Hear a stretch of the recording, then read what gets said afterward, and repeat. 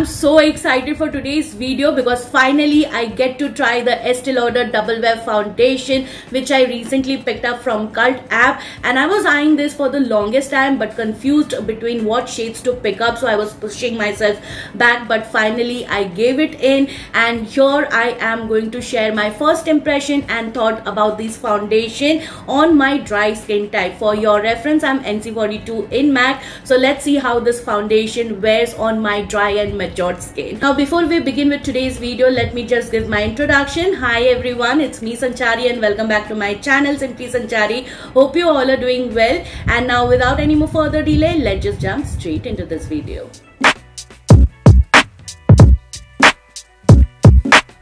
Alrighty you guys, so this is how the outer packaging looks like, which screams luxury to me, and if you own this foundation already, you know how the packaging actually looks like. The shade that I picked up is 4W1 Honey Bronze. At the back you'll find the details like the description. Over here you'll find some of the details, and also it has SPF of 10 and you get 30 ml of quantity, and this is how the inner packaging looks like. Oh my god, finally I am holding this foundation. It comes with a very nice cap, and this is a twistable cap by the way, and you get a frosted glass bottle which has a good weight to it, and on the bottom you'll also find the shade name and the number, and back there are some of the details. Everything is good about the packaging, but I'm disappointed that it does not come with any pump. I always prefer a pump packaging with my foundation because I paid 4,300 for this luxury makeup, and I expect a brand to give a pump so that the process is little bit easy.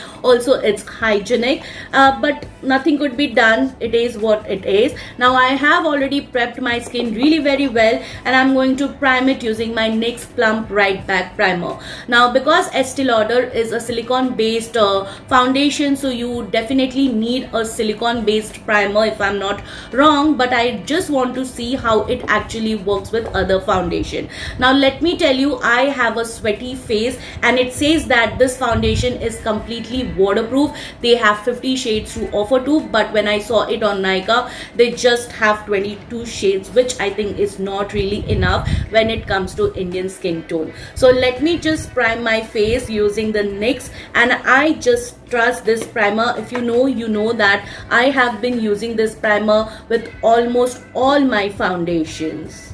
To blur out my pores on this area, I would like to use my Milani Mattifying Primer.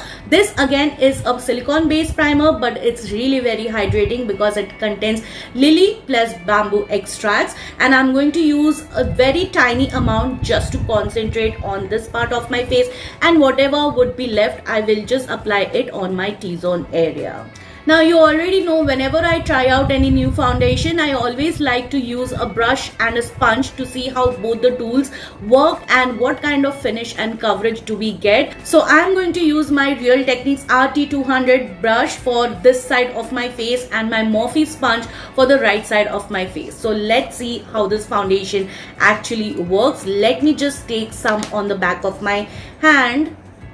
Oh my god, I think I've taken way too much product. Okay, so I have taken about this much amount of product. Initially, I know it looks lighter on my skin, but I have heard that this foundation has a tendency to oxidize. It is not very thick. It's kind of semi-thick consistency. You can see it's dripping. And let's just try and use this foundation. I'll try and work it in batches because I don't know what to expect. So I'm taking about this much amount, and I am going to blend it out with my sponge.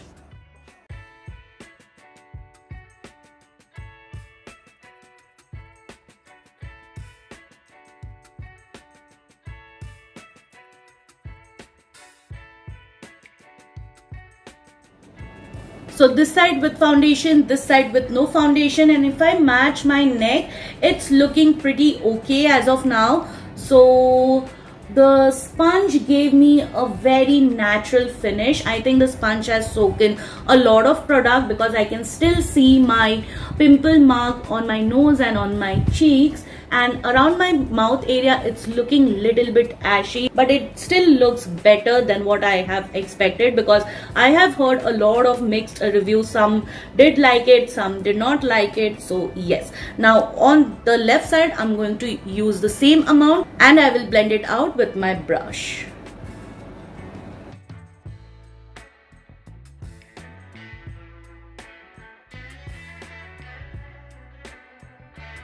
I think I got same finish with sponge and the brush, and I think I like the brushed side more because it is giving me a very natural and very flawless side, whereas on the sponge side I can see it's given some sponge impression and it looks little bit matte on the right side, but on the left side it looks a bit of satiny finish. So let's just try and build up the area where I think I need a little bit of more coverage.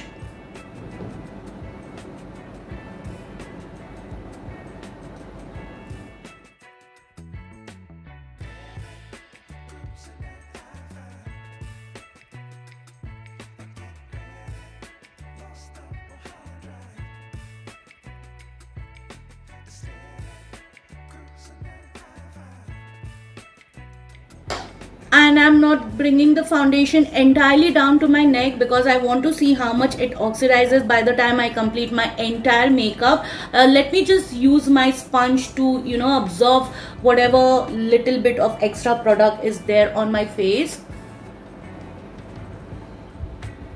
I don't know why I look gray when I see in the mirror, but on the camera it's looking good.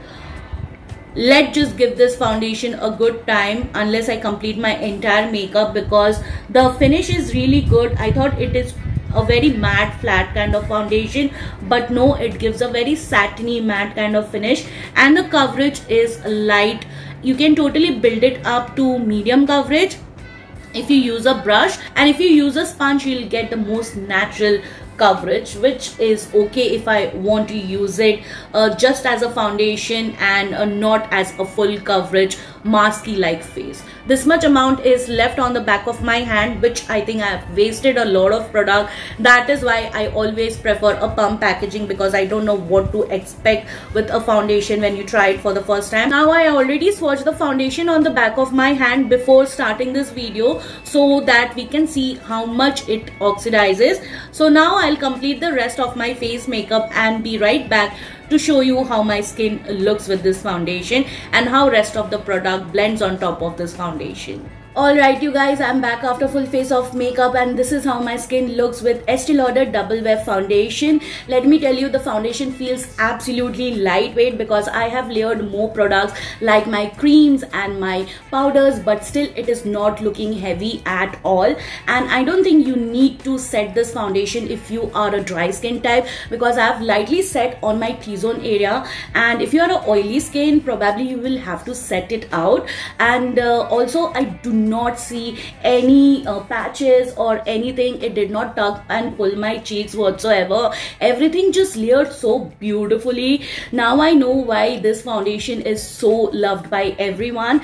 And one thing, I am not happy with the shade, because even after bronzing and color correcting, still my face is looking gray. Let me know in the comments if you can also see the same thing. So I think I have not done a good job picking my right shade. I should have gone for one shade up. Probably it would have worked better that way, but I was scared that if one shade up would look dark on me, because this foundation has a tendency to oxidize very badly. Now I have swatched the foundation on the back of my hand, as I've already told you. Let me do a fresh swatch. Frankly speaking, I don't see a lot of oxidation. It might be half a shade deeper, otherwise it is true to its color. This is the first time that the foundation has not oxidized on me, you guys. Otherwise each and every foundation oxidizes on me, but this foundation is really true to its color as they claim. And it's not very matte. It has a beautiful satiny matte finish that gives you some amount of radiance to your skin, because I do not like a complete matte and flat foundation, because then it clings onto my dry patches. It looks cakey in some areas, but if I see in the mirror, my face is not looking cakey at all. Let me just zoom you guys and show how my skin looks up close.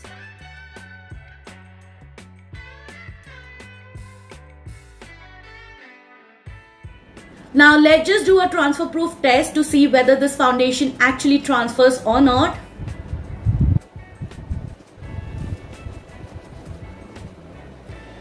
And there is nothing on the tissue, you guys. It's completely plain. There is no stain at all.